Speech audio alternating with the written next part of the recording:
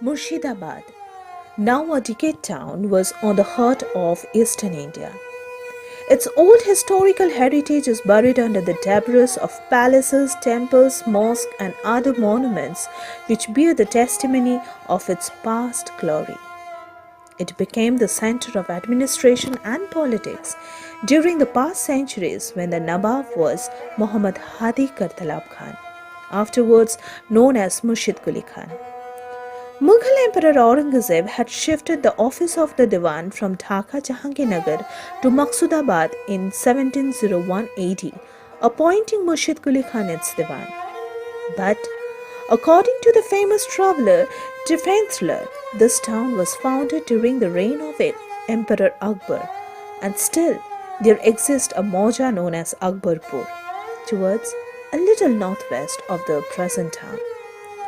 During the period of Akbar, Sayyid Khan was the governor of Bengal in 1594 AD, whose brother Mausum Khan, a merchant and noble who had built sarais, means rest house or inn, and granaries on the eastern bank of the river Bhagirathi.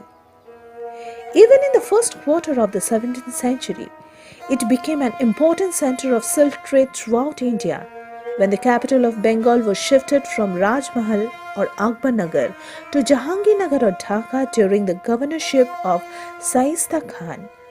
Maqsudabad became the residence of Receiver General, and thus the fate of this place started to shine. European traveller Travener, who visited this town in 1666 AD, had described it as a large town. Gradually, it earned fame and minting was also done. Evidence of this coin minting that carries mark of Maqsudabad bearing the date 1679 AD is preserved in Lahore Museum. By the first half of the 17th century, Maqsudabad also became a famous trade center of India in its adjoining places like Bhagwan Gola, Koshim Bazar and Jahangirpur that were the important market for both Indian and foreign traders. There was a port called Pachotra Port in Bhagwan Gola that was mainly a grain port. The second half of 17th century had witnessed the establishment of many European factories at Maqsudabad. In the year 1652-1653, Edward Stephen was sent by the East India Company from Hooghly to establish a silk factory at Koshim Bazar, and John Kane was appointed as the chief of the factory. The silk product of this factory was exported to Asia and Europe. Besides this, the Dutch and French had also established their factories respectively at Kalikapur and Forashdanga near Kosim Bazar. There was innumerable silk vendors and expert workmen in Murshidabad. Hence, Maqsudabad flourished well along before the arrival of Kartalab Khan. But no doubt, its glory and fame reached its highest peak in the 18th century, and Kartalab Khan transferred the revenue office of Bengal from Dhaka to Maqsudabad. Emperor Aurangzeb was much pleased with the remittance of the due revenue from Bengal by Kartalab Khan and honored him with the title of Murshid Quli, and in 1704 AD, Murshid Quli Khan renamed this place as Murshidabad after his title. From this period, a well-established history of Murshidabad started, and soon it became a cosmopolitan city. It became so famous that Prince Farooq Shir came to Murshidabad and stayed at Lal Bagh for a few years during the early administration of Murshid Quli Khan. Markets for luxurious items were established for aristocrats at Urdu Bazar.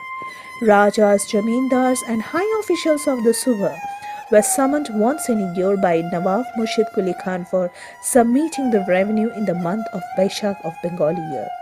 As a result, people from different areas and various skills were put to use together here.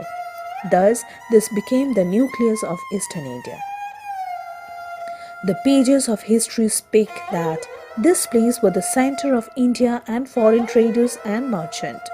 Many Sufi saints and scholars came to Murshidabad before 18th century. Their language, cultures and customs were different. They fraternized freely with the local people, and the outcome of their fraternization resulted in a new composite culture.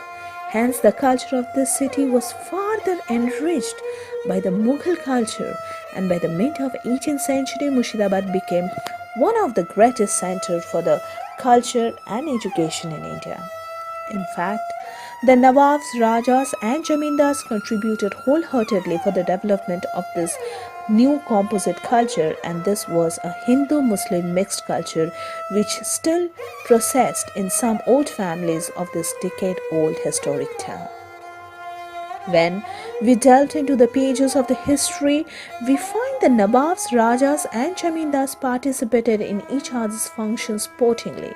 Nawab Nawajish Muhammad Khan, Nawab Sirajud-Daulah, Nawab Mirzafar Ali Khan used to participate in holy festival and with their Hindu courtiers and subjects. On such occasions, they used to feed and give charity to the poor of the city.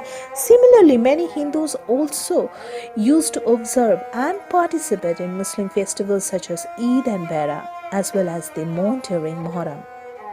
Many Nawabs and Rajas had extended financial help to the shrine of different religions, and as they were above the religious fanaticism, we can recall that in the Battle of Plassey, Siraj-ud-Daulah was supported by his Hindu officers, namely Mohanlal and Mir Madan, while Mirzafar was supported by Rai Dullab Ram, Omi Chand, Jagat Seth. Hence, there was no place of religious sentiment, and this is an admitted fact that the Nawabs and their courtiers had helped in hoisting the flag of national integration and communal harmony and had cultivated brotherhood among the people. But the gradual decline of its glory and culture started just after the shifting of court from Murshidabad to Calcutta in 1772 when by Warren Hastings. Many talented personalities left Murshidabad for better prospects. The present decayed town have many old memories laid under the debris of many memorable moments of past Nawabs and Rajas. Old monuments still exist in every dilapidated condition. The once glorious city of Murshidabad is now in ruins. Scattered throughout the city are the ruins of the old palaces, temples, and mosques. Even today, the sound of horses' footsteps inside the fort reminds us of those old days. But it's our misfortune that we will never get to witness a grandeur and royalty.